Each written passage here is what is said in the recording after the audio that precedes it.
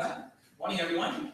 Welcome to the semi-finals of the Malaysia World Schools Debating Championship 2017. Let's congratulate both teams for making it this far. My name is Lisa. I'll be judging the debate as a chair. Paneling with me will be David and also Jay. With that being said, I'd like to invite the first proposition speaker to open the debate.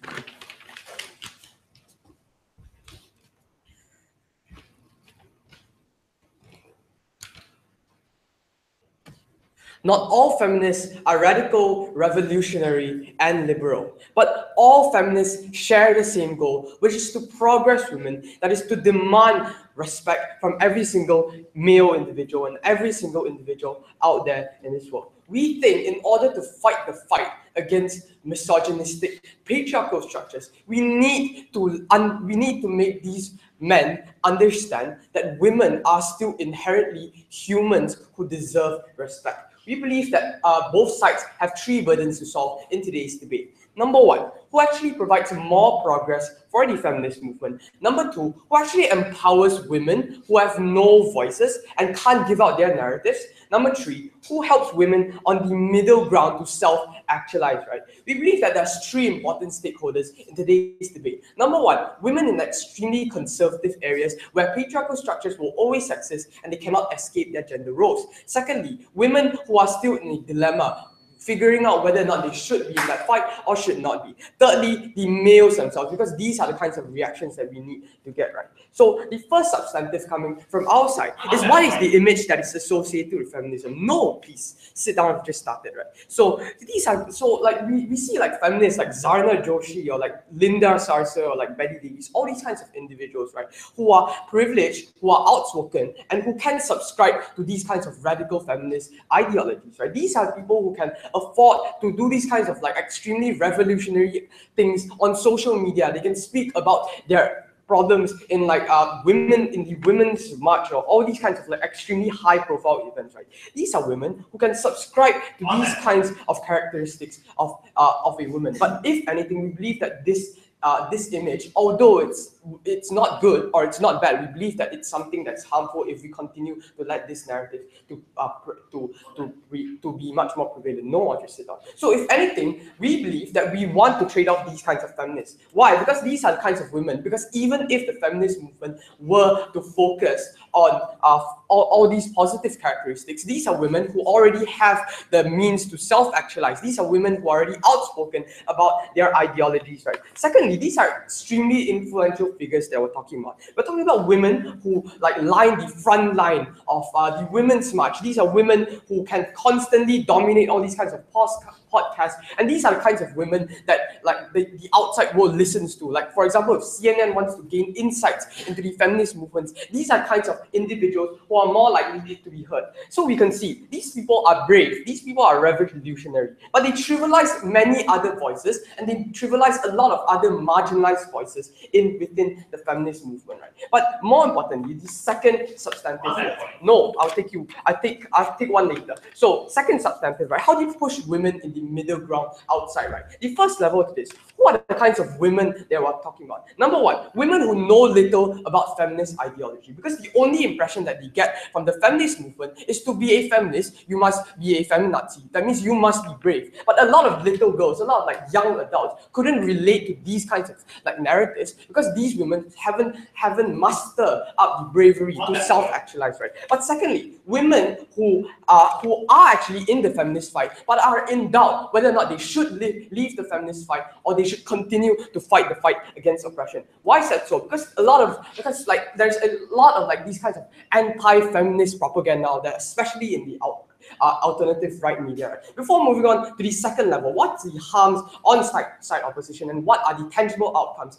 Yeah, sure. Would the feminist movement in your world shame women who do not fit your positive characteristics? No, we won't shame these individuals. But here's the thing, we say that these individuals, even if the feminist movement doesn't emphasize on positive characteristics, these are women who already are self-actualized. These are women who already are predominant in society. That's why we are willing to trade off these individuals. Second level, on the harms on your side, because we believe that you only add fuel and you only give the silver bullet to these bigots, right? Why is that so? Because you allow these kinds of negative images of women to be of these kinds of like feminazis. You allow these kinds of negative images to be implanted in the minds of conservative bigots. That's why there's so many bigots out there, like Lauren Southern, or like commentators from Breitbart News who constantly like bash on feminists, because like no matter if these individuals are radical or they are liberal, the only narrative that these conservative media paints is that these feminists are inherently people who are evil, right? We believe that these kinds of narratives will continue to exist if we don't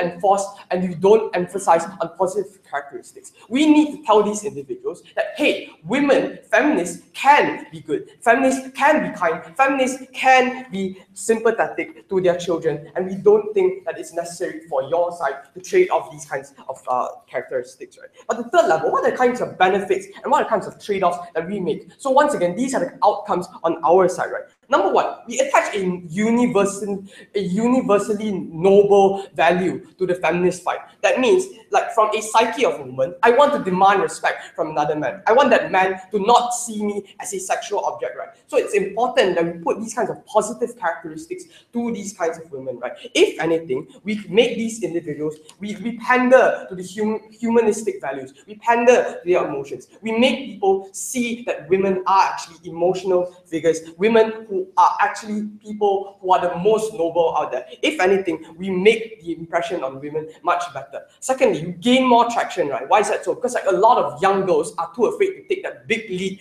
into joining the feminist fight. We pander to the types of values that they are most used to. We pander to these kinds of things that they've been taught since they were young, that women should deserve respect, that women should be, that women are much more emotional than men, right? But the third substantive, so this is a little bit different, right? We say that we want to pander to women who can never escape gender roles, right?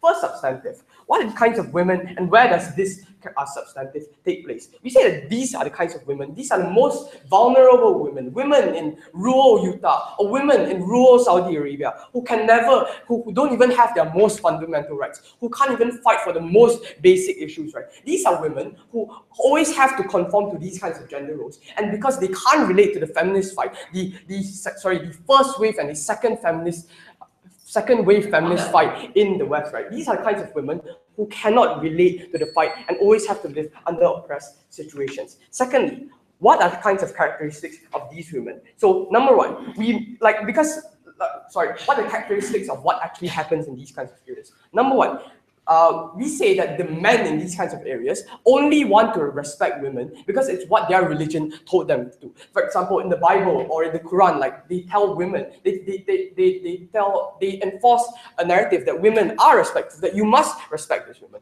On your side, you take away that only thing that men would. You take away the only thing that allows men to respect women. You remove all these kinds of religious themes, so that because like you remove all these kinds of things, and like a lot of these men would continue to oppress women. But secondly, right, these are kinds of women like nuclear feminists who still have to conform to being an obedient wife or a modest sister to the family. These are the kinds of women who can never leave these kinds of gender roles. If anything, the third level, we believe that we disseminate a much more strong ground for the feminist ideology. We allow third wave feminism to actually grow in these countries. And my second speaker will continue to talk about this. But anyways, please go for side proposition. Thank you. Thank you very much, first proposition speaker. I now invite the first opposition speaker to kickstart the opposition's case. A career politician like Hillary Clinton had to stand in silence with a smile plastered on her face while a businessman spouts nonsense about the career she loves. To do so was because women were supposed to be polite, women were supposed to be empathetic, and women were supposed to be tolerant. We disagree with those standards. What's the stance coming from the side of opposition? We believe that feminism must be as inclusive as possible, and we must not cede agency of our identity to our oppressors. What does our world look like? The world of opposition will focus on deconstructing gender identities. This means that we will promote fluidity, we will embrace masculine women and effeminate men, but most importantly, we will distinguish characteristics of individuals from their gender, which means that you can be feminine, you can be masculine, your characteristics are not tied to your gender. That is what side of opposition is trying to fight for. What the side of proposition has to fight for? Because we believe their worldview has been extremely unclear. Let us be clear. They are not supposed to fight for how to fight for feminism goals. They are supposed to advocate for certain goals and certain objectives of the feminist movement and what they're trying to adopt. They are supposed to tell us why feminism should adopt the strategy of championing femininity, which is characteristics like gentility, politeness, and tolerance, instead of more commonly masculine aspects like being angry or being vocal about their issues. Two standards this debate must be adjudicated by. Firstly, is this move principally aligned with the goals of the feminist movement? And secondly, does this move entrench patriarchal norms that makes the feminist struggle harder? Before I move on to my substantives, a few points of rebuttal to side of proposition. Mainly, their case has been accessibility to feminism, and here's a few problems with that case. Firstly, yes, this debate isn't about how we fight feminism, because we believe there will still be radical feminists in their side, radical feminists who champion femininity, people like Tommy Laren, who go loud and go on rallies and media like the Blaze. So we don't think the whole argument about why feminazis are bad is particularly relevant to this debate. But let's talk about the relevant ones. Firstly, they said that really to trade off women who are able to be gender fluid because they are privileged. We think this is untrue. We think a lot of African American women who live in subpar conditions, who are paid less than their male counterparts, have legitimate grievances and they want to be angry about it. We don't think it's true that you generalize all these women as not being angry and are completely able to conform to the gender standard. But secondly, it's particularly problematic that they don't shame women. Because in their world, if it is true that they want to focus on championing femininity, they have to actively displace and actively exclude the part of women that don't fit into their stereotype in order for their message to be transmitted to the maximum effect. So we think it's particularly problematic that they don't shame women. But next, they talk about media and recognize that conservative media will still exist in the world of proposition. What disappears is a counter-narrative to that media. And this counter-narrative is particularly important because it incites discourse, which is something I'm going to touch on further in my argument. But lastly, in a world of absolute conservatism, plus like Utah, we think that it's untrue that these people will never change. We think it's an absolutist and we don't think that's true. We think that we want these men in these areas to respect women for them being humans instead of them fitting into certain ideals that they prescribe women should be. So sure, our world might take a longer fight, but the goals that we achieve in our world are more worthwhile and more long-lasting. My argument. Firstly, why this move compromises the principal integrity of the feminist movement. Two levels. Firstly, on the agency of identity.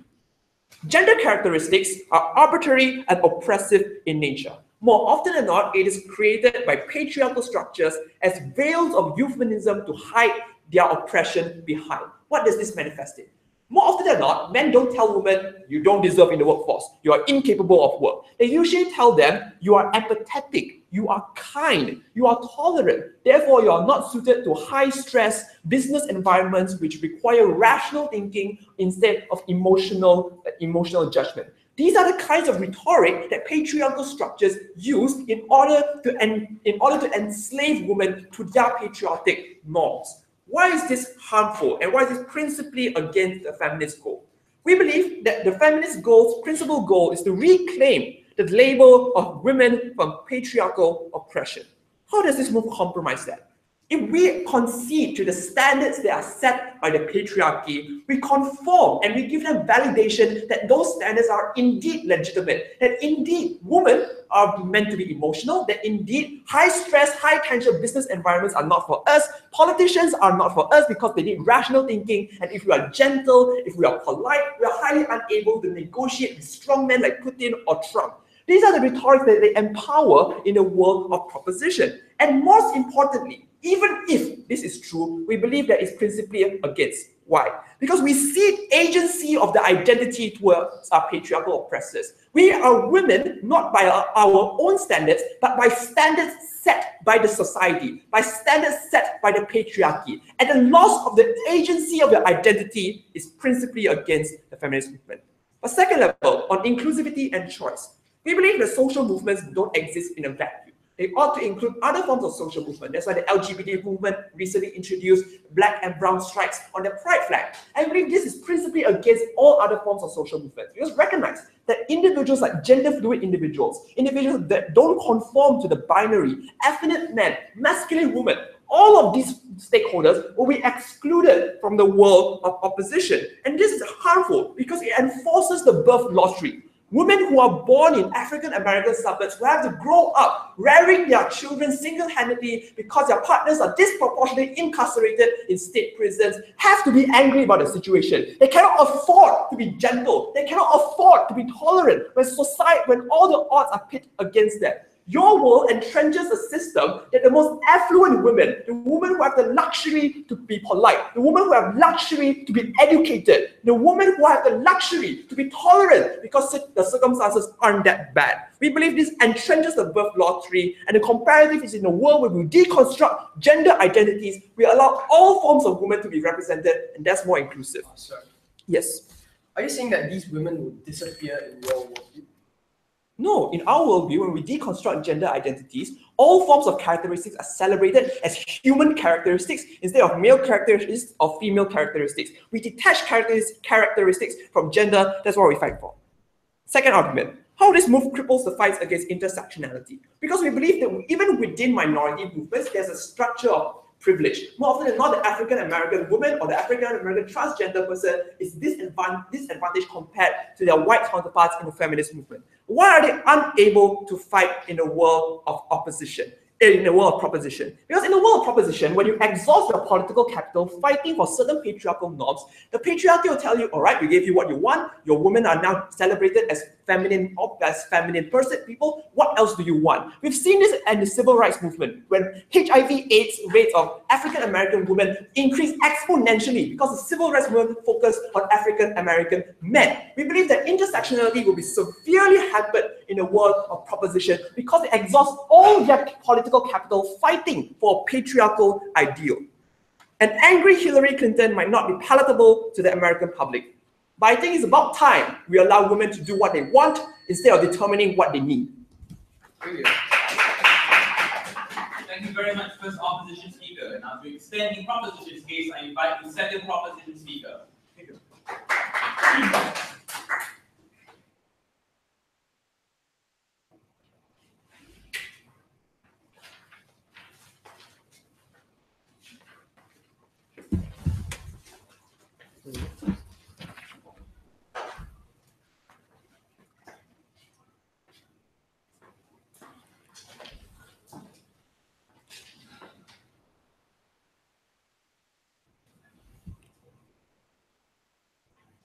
We think this is how side opposition missed the narrative. They wanted to talk about how women will suddenly be heard if they decided to go hardline.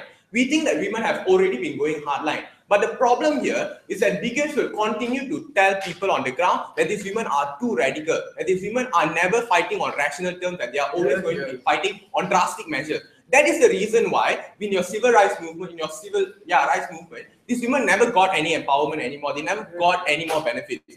because they are always assumed as fighting for too many things. Because you're always going to associate the thing with that, and oh, women are always radical, oh, women are always fighting for things aggressively. We don't want that narrative anymore. We think that narrative continues to bash upon the ability for women to come out as structures who actually deserve these things. And we think that the only way for you to fight these things is when you actively associate women to characters that actually prove their femininity, the characters that actually prove their innocence and how they are better structures more in morality concern in comparison to men. Before I move on to two arguments, firstly a few rebuttals. They wanted to argue how people like Hillary Clinton could not be angry. Let's look at their flip side, right? If they want to argue that women are going to be angry, I tell you that the narrative I already explained to you will exist. Women will always be bashed upon. Hillary will be always, people always tell Hillary that she's fighting for things on a very drastic measure and that we cannot consider her argument and her objective within these circumstances because they are not comprising to what she should be as a woman.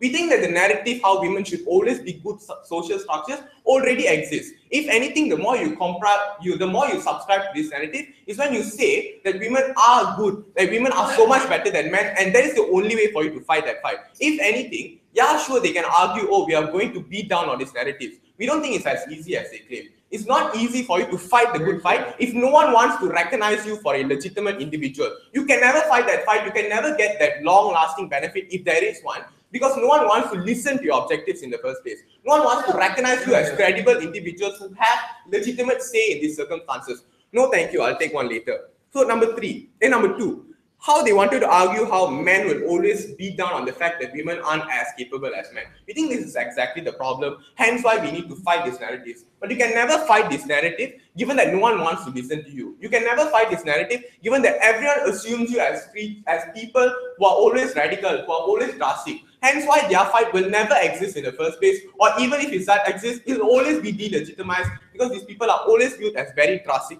people. So moving on to arguments, right? My first argument on how associating, for that, sure.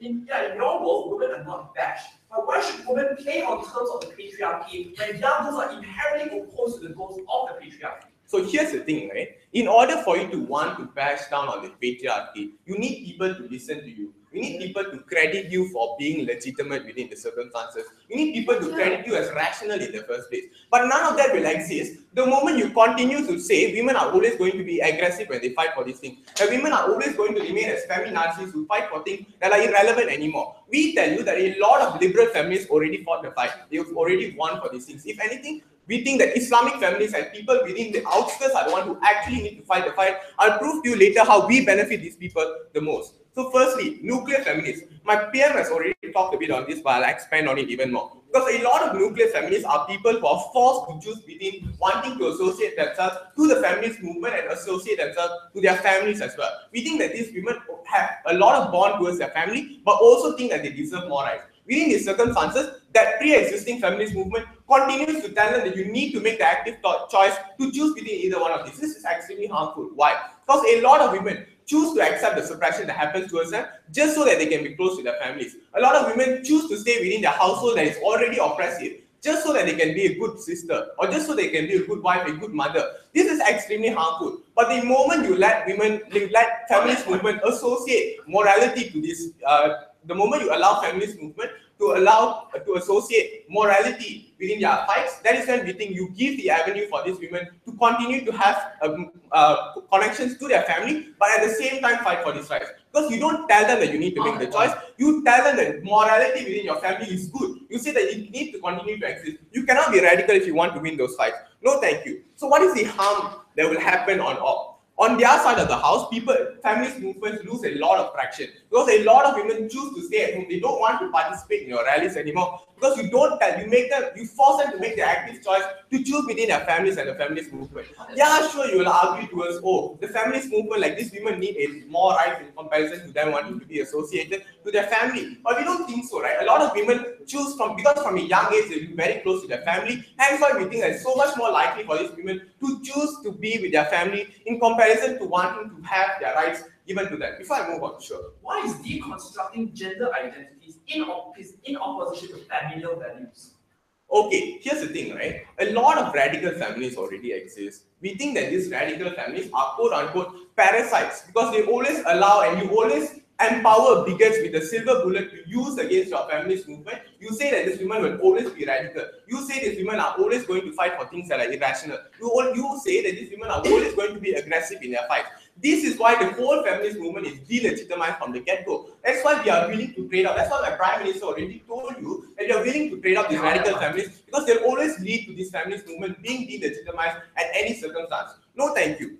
And then secondly, another feminist movement that will be benefiting from this is Islamic feminism. How does this work? Because Islamic feminism is often associated to religion. And my Prime Minister already told you how the association to religion says that, oh, women will only be respected because of religion. We think this is harmful. We want women to be respected as social structures who have a lot of morality. We don't want women to always be, no, thank you, I won't be taking anymore. We don't want women to always be assumed as people who are aggressive, people who are always being like harmed because of the fact that they are aggressive, right? But if anything, Islamic feminists are always forced to defend the kind of bigotry that happens, the kind of bigotry that's done by other Islamic men. A lot of extremist Islamic men are doing these things, and Islamic feminists are forced to defend these things just so that they can legitimate their fights. But here's how God solves this problem, right? We don't want any of this to exist anymore. We want women to associate themselves to morality more than associating themselves to Islam as a religion. Why? Because the more you associate yourself to morality, that's when people credit you for your morality instead of credit you for your religion. That is when men are more likely to legitimize you for the kind of morality that you carry in comparison to how Islam says that women should be taken care of. So we think that within these circumstances, the outcomes is a lot of feminist movement result in being a lot more empowered because they are now more legitimized and more credited. Because we think that a lot of feminist movements like the Islamic feminist movement is always sidelined from discussions because they are always assumed as radical because of the things that Islamic men extremists tend to do. So within these circumstances, the problem here is that Islamic feminism always assumes liberal feminism as too radical and too irrelevant because they cannot relate to these objectives, they cannot relate to the things they want to fight for. How does Gulf solve this problem? We tell you that we unite these women together. We put them under an umbrella called morality because that is something that every woman on the ground can relate to, right? Every woman, even if she's not a feminist, even if she's on the fence of wanting to become a feminist, she can relate to this morality. Hence why we believe that a lot of women would want to enter the feminist movement in the first place. Hence why we think that the feminist movement like Islamic feminism and liberal feminism can come together. Hence why we think that inclusivity happens a lot more. What are two benefits from this? A lot of feminism, so a lot of traction goes on. A lot of people like Islamic feminism are always going to be included. Their opinions are going to be credited within these circumstances. We think this is a mutually exclusive benefit that only exists on side government. Thank you very much, second opposition speaker, and I'll invite the second opposition speaker to present the case of the opposition.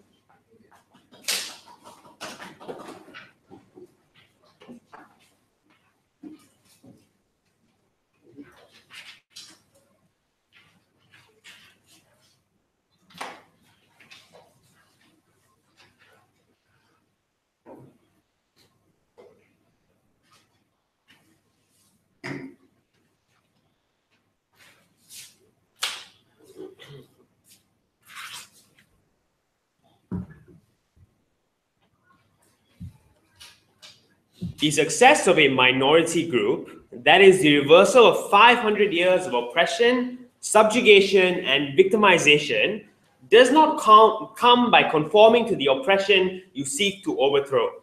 That is to say, the way in which the feminist movement achieved its goals of empowerment is by deconstructing the idea of what it means to be a conventional woman and to reclaim the label of being a woman so that the patriarchy can't bash us with it anymore. I have one argument in my speech, which is why feminism gets weaker in the side of proposition when you create a mainstream idea about what it means to be a woman. But before that, two issues of rebuttal for side proposition. Firstly, is this a legitimate strategy for feminism to make? A few levels under this. Firstly, will people listen to radical feminism?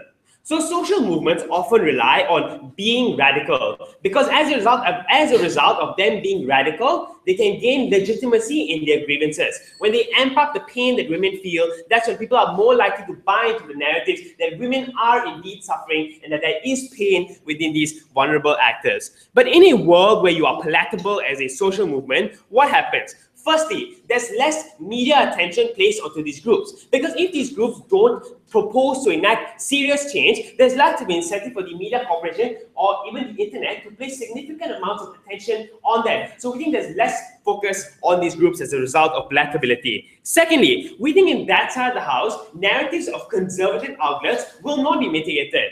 Because conservative groups don't oppose feminism because they're radical, they oppose feminism because they're trying to change the structure in which conservatives deem the world should be. So in that world, if feminists are not empowered to speak up and to be loud and brash, sites like the Blaze will be able to denounce feminism, have a seat, and feminism will not be in a position to counter these narratives better. At least under our world, they can be loud and brash and counter the conservative rhetoric they otherwise will not be able to deal with. Secondly, on this idea of on this whole backlash to kind women, in both worlds, let's recognize there will be women who are outspoken and brash. The comparative is, at least under our world, they get support from feminist groups. Because notice that the Thai government will have to shame these individuals if you want to create any legitimate standards on regarding to how a woman should be. That means in their world, these women are more likely to feel ostracized by the feminist movement. They're less likely to speak up, I think, to entrench women in these roles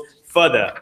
Third level under this, they claim that women will not join rallies. Firstly, I think highly conservative women who are brainwashed into the patriarchy are not likely to join rallies anyway because they're afraid of the structures of power. But what is the comparative they have to defend? They have to defend liberals opting out of the feminist movement as well, because now your feminist movement is one that is less emphatic to the grievances that these women feel. So I think that side of the house is where there's less discourse on the way gender roles should be. That side of the house is where support, not only from conservative groups, but the current liberal actors are also likely to opt out of feminism. The second issue of rebuttal, where are more women helped in regards to the diverse groups of feminism? Have a seat. Firstly, we believe that in the world of government, if you create a palatable Islamic feminism, more women are likely to opt into conservative roles. So currently, there are women who are brainwashed into staying at home and giving up their jobs. But in government's world, proposition's world, these things get worse, because now feminism says that the choice for you to opt into these models is an empowering one. So I think more women are likely to give up their livelihood in order to opt into the patriarchy. But secondly, in highly conservative states, why do things get worse? Firstly, that side of the house reaffirms the idea that the patriarchy is fine in these areas. This will mean men are more likely to clamp down on these women's standards of living. This will mean that women are not allowed to leave the house anymore because the patriarchy is reaffirmed in these states. And if side government proposition says that feminism will counter this, then they lose all the benefits of being palatable in these areas. But the second half to this is that when you tell women that their situation is empowering and that they should feel empowered staying at home and doing nothing with their lives, I think that's when you brainwash women to believe that feminism is not necessary because they won the bigger fight. The harm of this is that within these highly conservative countries, feminism becomes less relevant. So not only do men not support these groups, you have less women trying to opt into models of empowerment and opt into these groups. I think that's where feminism fails in these countries more. Before I tell you why feminist groups have to get weaker in the side of proposition, yes. Why is it so relevant for you to have a loud and proud feminist movement when all your bigoted legislators will always discredit you for your fights? Because if they're always going to discredit you for the fight, then you should have the capacity to defend yourself from that. If you're palatable and try to be the most commercial and kind movement, when these individuals attack you, you have no capacity to defend your stance and call them out for their bigotry. My argument, why feminist movement gets weaker in the side of proposition. Two levels to this. Firstly, why grassroots movements are doomed to fail in the side of proposition. Because in the 21st century, where the viral culture is one of activism, and that is the latest trend, the way in which a social movement gets attention, likes, and retweets, and becomes more accessible to a large group of people, is to be as angry and controversial as possible. Because this gets them more airtime, and through that greater access to youth, which is where social groups should aim to go to. In a world where you don't do that, your social groups are more likely to fade into the background because the viral culture is such that things are fleeting. So if feminism is not seen as radical and not seen as having the capacity to invoke any actual change, they're more likely to be flooded out by other groups who are more radical. They're more likely to be flooded out by the patriarchy whose relevance is still there. So I think feminism is more fleeting. In that world, your grassroots movements do not succeed. But secondly, why is feminism less cohesive? Let's look at the structure of a feminist group from top to bottom in that world. On top, your spokesperson, the figurehead of feminism, will lose their impact in the media because they cannot step out of line in regards to these standards. That is to say, they cannot be angry in front of television experts. They cannot call out bigotry because doing so will incite the anger of men and therefore they're less palatable anymore. What is the harm of this? As a result of your figureheads have a seat being less empowering, you're more likely to lose critical mass on the ground. Because with a less effective figurehead, less people can empathize. Why is this so? Because oftentimes, most women are angry in the current predicaments that they're in. And they opt into feminism to fight the fight, obviously, but also as a legitimate way for them to output their anger. So these feminist groups act as an outlet for their anger to be expressed. In a world where that anger cannot be expressed, they're less likely to opt in these groups in the first place. What's the harm of this? We think it means less money into your feminist groups. It means having less lobbying power because you have less numbers behind your group. It means having less effective rallies, having less of a capacity to show your movement as a united one. But it's not just about money and critical mass. Because in proposition's world, feminists not only now have to demonize oppressors, but they also have to demonize individuals who are not women, who are not following the structures of being a good woman. This will mean that less airtime will be focused on defending feminism from the patriarchy, but also the attention will be shifted to defending feminism from a different kind of feminism, i.e. the radical feminism government wants to push. The harm of this is that the infighting and the fragmentization of feminist groups in the world of proposition means that you play to the patriarchy's bias that feminists can't coalesce and should not exist. Make no mistake, panel, we live in a segregated state, and the only way in which a feminist movement can begin to succeed in the state is to reclaim the identity of what it means to be a woman. Thank you very much, second opposition speaker, and I invite the third opposition speaker to summarize the substantive portion of the opposition speech.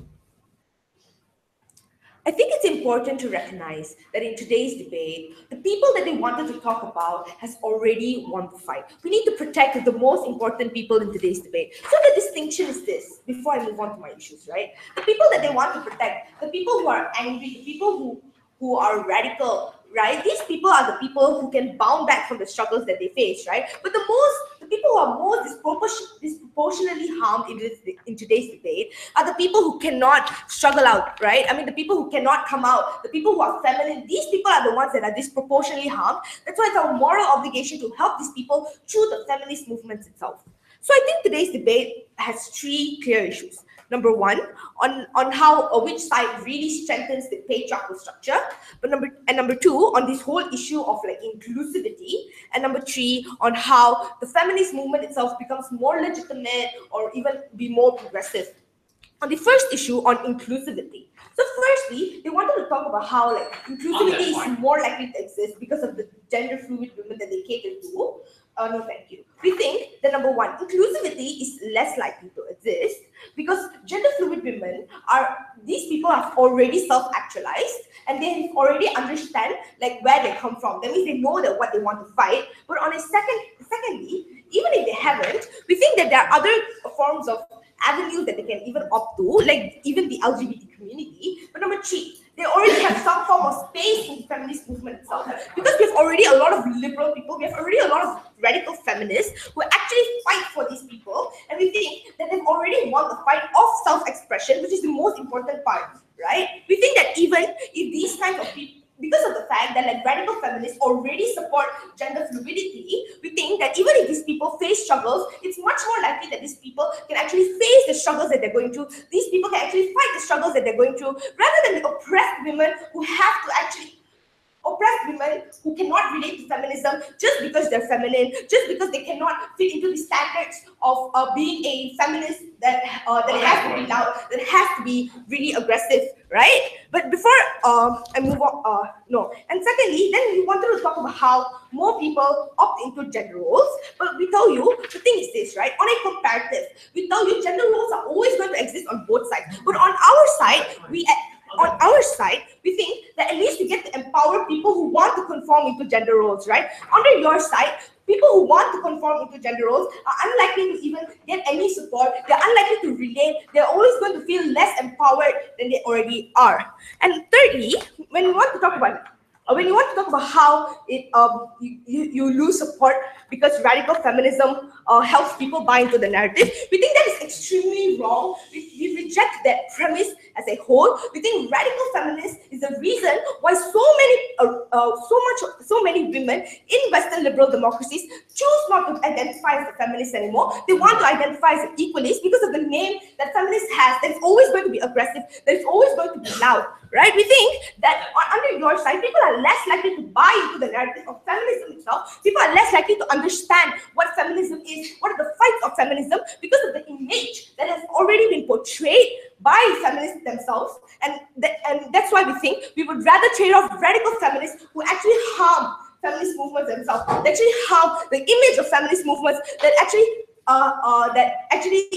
disincentivize people from opting into feminism. But before that, sure. How do you help women in conservative societies who want to self-empower when you validate the very standards the patriarchy uses to oppress them? Okay, the thing is this, right? So that brings me nicely to my second issue on like how which side really strengthens patriarchal structures, right? Because when we want to argue that patriarchal structures will be legitimate, we think that that form of legitimacy is better than like increasing the magnitude of harm. Because number one, we think that that form of legitimacy is only temporary because of two reasons, right? The crux of like the two speeches before me was always about how healthy discussions are more likely to occur when you relate feminism, right? Because why?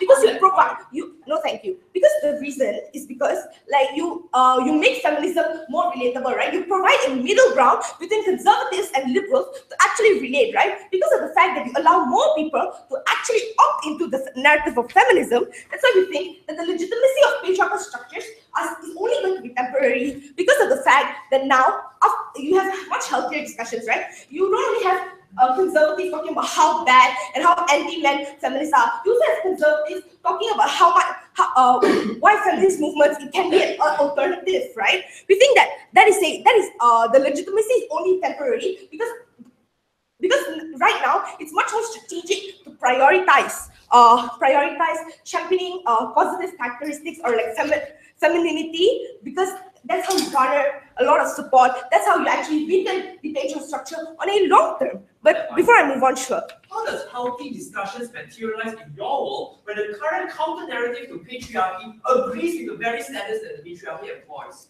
Sorry, could you repeat that again? How does healthy discussions happen in your world when the current counter-narrative to patriarchy agrees with the standards that the patriarchy uses? The thing is this, right? It's so much hard, on a comparative, it's so much harder to actually disprove the patriarchal structures, because for the past minute, I've been telling you on how when radical feminists continue to strengthen the feminist movement with aggression and with boldness, that's when bigoted people are much more likely to oppress these women even more. That's when they're more likely to strengthen the patriarchal structure, because they're afraid that their position as men, as a class higher than women, is going to be threatened. That's when discussions are not even likely to occur. That's why we think it's a much better alternative that you actually provide some form of discussion, a healthy discussion. People talk about, oh, they cater to like people who are feminine. They cater to people who actually are weak, much like weaker compared to like angrier and bolder feminists, right? But like, let's talk about how government, outside government, really solves the problem, right? Because we tell you that that on our side, two things are more likely to happen, right? On the issue of inclusivity, we think we really we solve the problem by actually including people from conservative areas to relate to feminism, to actually empower themselves. Because right now, we already explained and characterized that these people have no avenues to empower themselves, right? These people are so oppressed that they can never be, they're never able to actually, but sure. What is the point of women in conservative states joining your feminist groups, and these feminist groups are not seen as being as vocal and opposing the patriarchy within these states? We tell you that support is much more important in order to fight the fight as a whole, because we don't believe in the exclusivity that feminist movement has in Western countries, because of the fact that they only fight for certain things, right? They only fight for like the gender wage gap, which is a myth. We think that feminist movement should fight for something much more larger, for much more to be more inclusive to a larger part of women, right? We think that under your paradigm, women are more likely to only fight for things that that seem viral, that like for like gender fluidity, because it's a trend. We don't think that under your side, feminist movements are ever going to fight for things that really matter, about how people in conservative areas, women in conservative areas can never talk about how they actually want to be a feminist, right? We don't think that under your paradigm, women in these people can actually relate to the feminist movement. This is much more important to cater to these people, because gender fluidity is something that already has a space in the feminist movements, and it's time to focus on the people who aren't included.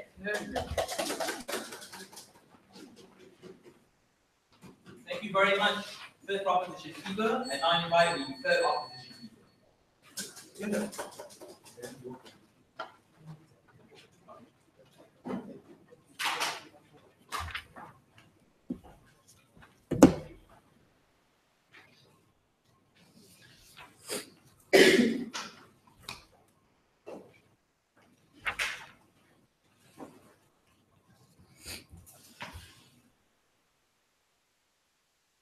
People who voice out their pain towards the oppression shall not be labeled as privileged individuals by team of opposition.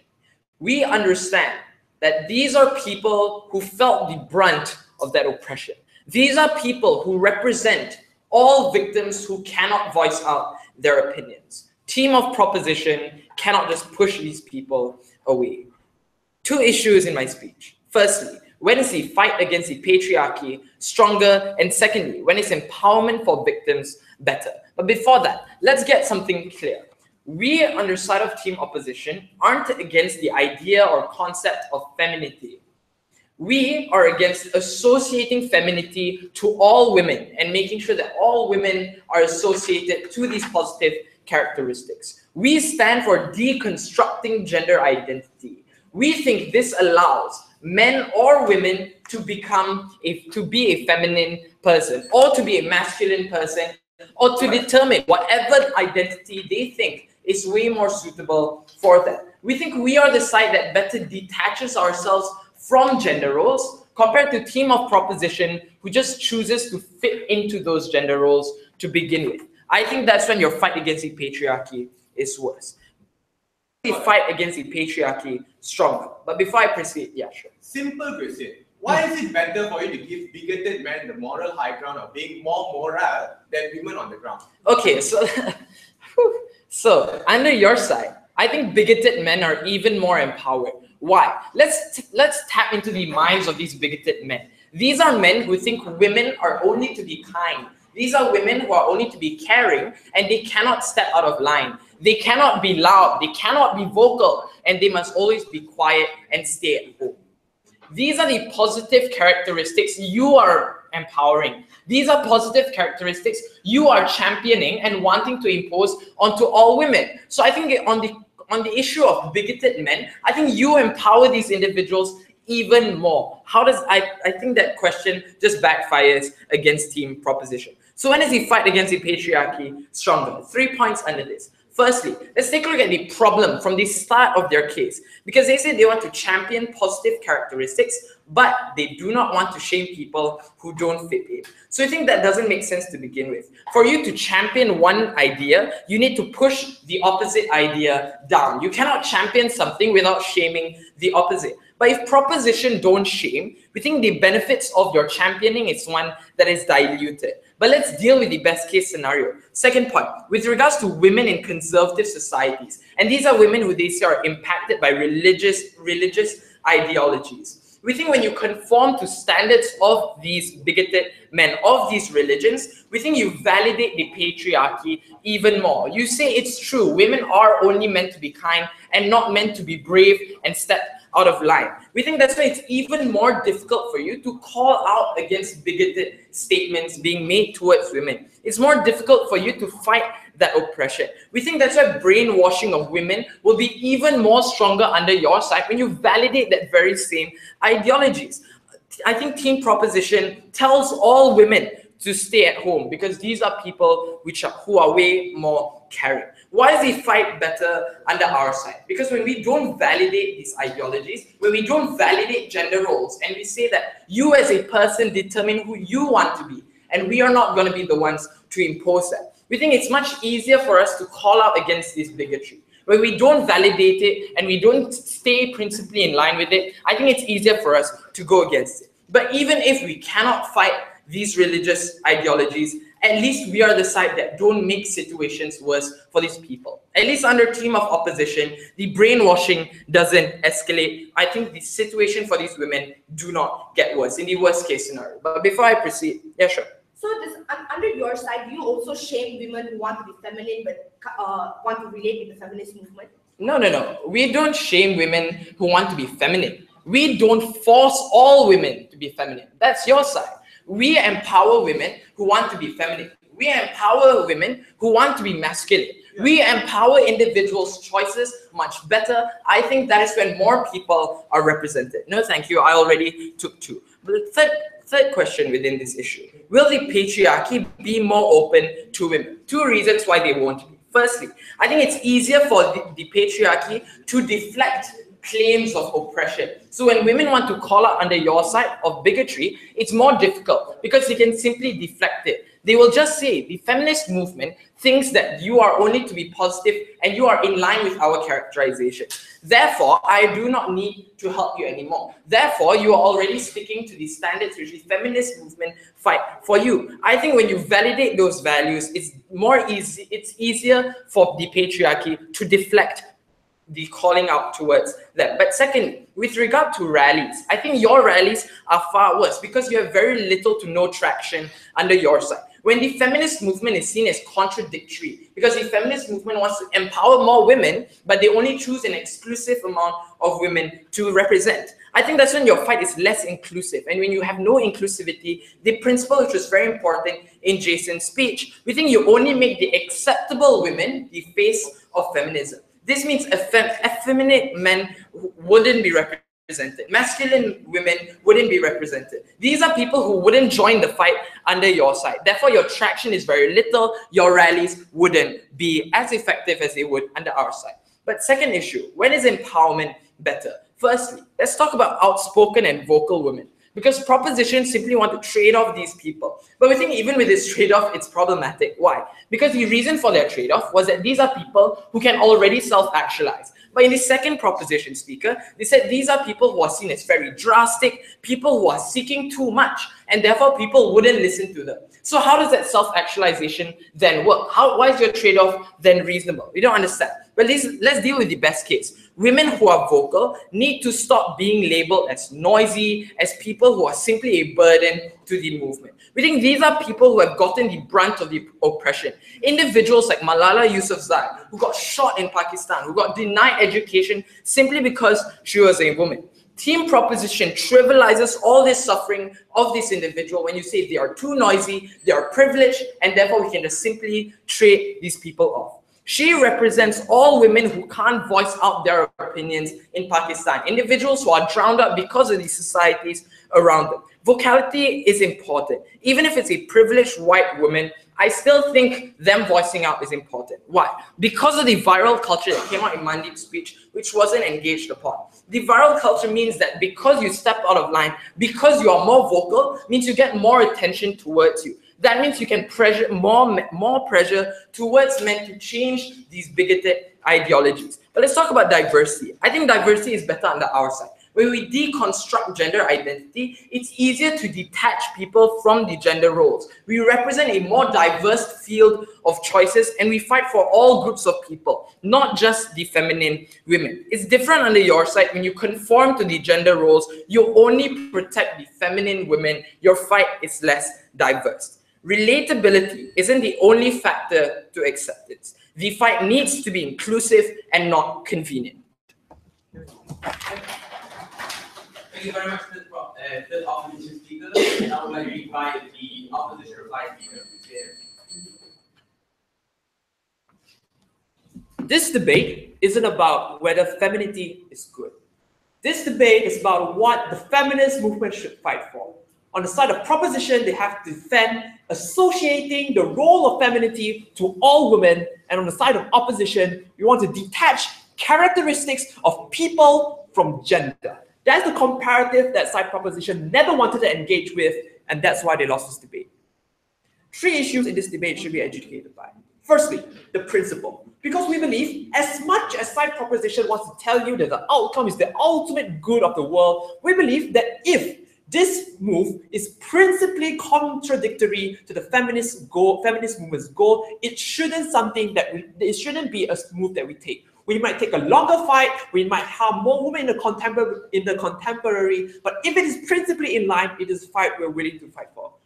And therefore, we brought to you 2 principles. Firstly, on the agency of your identity, about how it is about time they will allow women to reclaim the label of what it means to be a woman instead of playing to the patriarchy's definition. And secondly, on inclusivity, because we believe that feminine women aren't the only women out there. There are masculine women, there are effeminate men, there are women who do not conform to the binary. All these women are not represented in the world of proposition, and we don't think it is fair for them to just say they are privileged and we should trade them off. We believe that the feminist movement should protect as many women as possible, and we believe we better fulfill the principle of inclusivity. Outcomes. Second issue. Which side better helps women on the ground? They say that if we allow women to be angry, we lose the moral high ground. That's preposterous. Why can men be angry and still be moral, but women cannot be angry and be moral? The whole fact that if women are angry, they lose the moral high ground is factually false and bigoted. But more importantly, why is palatability bad? Because Monday already told you in his argument explicitly how currently in the 21st century, where the viral culture is rampant, groups use controversy as a means to get their message across. In a world where the feminist movement agrees to the standards that the patriarchy sets, we don't see what kind of healthy discussions that they want to bring about. The feminist movement means the patriarchy says you cannot be angry. The feminist movement says, yeah, I agree. End of story. I don't know what kind of discussion is going on in their world. I don't know why is it more palatable. I don't know why more women can relate to that. On the comparative, in a world where we deconstruct gender identities, we allow women to be proud of their femininity. We allow masculine women to be proud of their masculinity. We allow all kinds of women to be represented in our world. It is more difficult. It is more likely that people will oppose. But we empower more women in the long run, and we believe that is something that is worth taking, especially considering the fact that those kind of counter-narratives remain unchallenged in the world of proposition and become validated the moment the feminist movement agrees to that. But lastly, on the idea of traction, and this is why we think that their failure to engage with Mandip's argument is particularly important. Mandip told you a few things. Firstly, the viral culture will be affected. Secondly, the lack of an effective figurehead means less people join. And thirdly, the sheer fact that your movement is exclusive turns off a lot of women. What did they say? They say that these are universal moral principles that everyone can relate to. That is false. The African American woman who is living on subpar wages and have to bring up their family single-handedly does not agree that all women have to be polite, does not agree that all women have to be gentle. These are women who never had the privilege and never had the opportunity to opt in to the patriarchy standard of what an ideal woman is. All of these women will be lost out in your world. But in the comparative, in our world, when we break down gender stereotypes, we allow all forms of women across the spectrum to relate to us. So if they want to talk about relatability, we win that clash. We have played on the grounds of the patriarchy for far too long. Let us end the game. Thank you very much, opposition reply speaker. Extend the debate with the proposition reply speaker.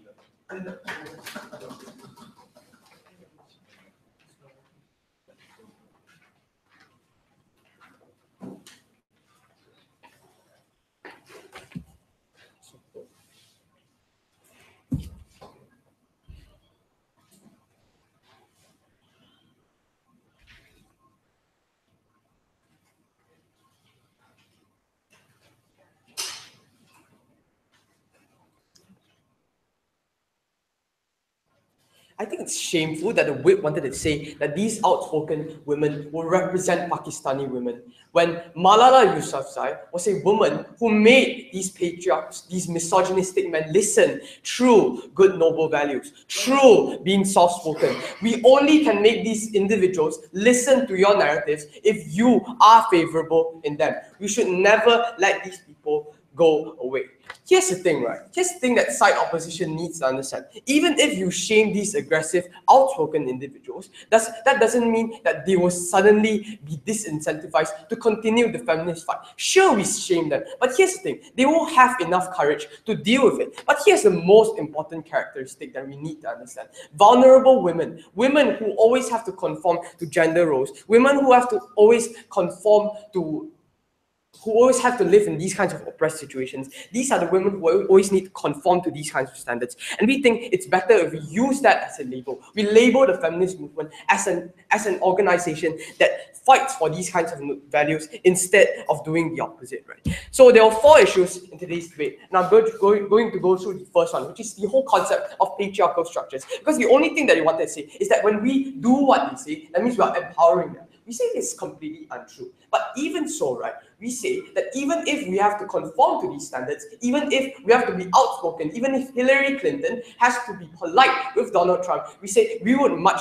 rather do so. If it means that Donald Trump, if it means that legislators, if it means that conservative politicians will at least want to listen to the narratives that you want to paint them.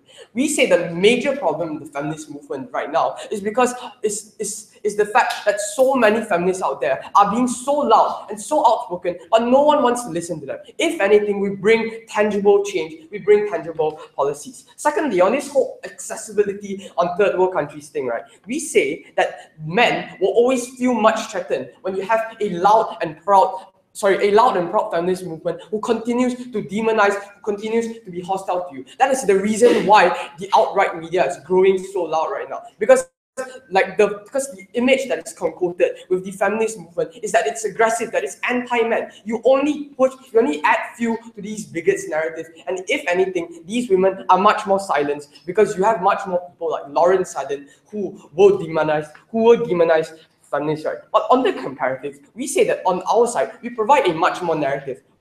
We, at least on our side, in third world countries, in extremely conservative areas, maybe these conservative men will think feminism is actually not hostile to me. Feminism is actually good. Maybe in these kinds of situations, we can have some form of discussion. We have more oppressed women actually opting into the feminist movement. You, on the other hand, hold back so many women who actually want to identify themselves as feminists but cannot do so because all these kinds of aggressive narratives are narratives that they cannot relate to, right? Thirdly, on this whole empowerment issue, we say that the type of women that you're talking about are the kinds of women who already won the fight. You want to talk about African American women. We say these women, even if you were to shame them, these are women who will go through the struggles right now because they are already going through these kinds of struggles. We say we don't need to provide empowerment or protection for these kinds of women because these are the women who always have the courage.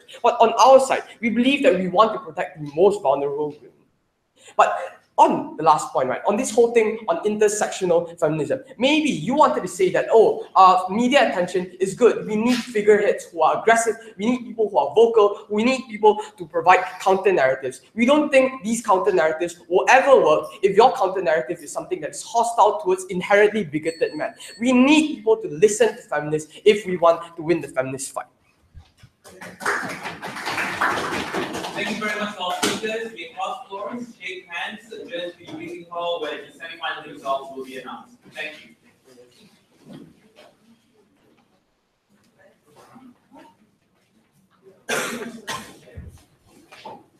I want to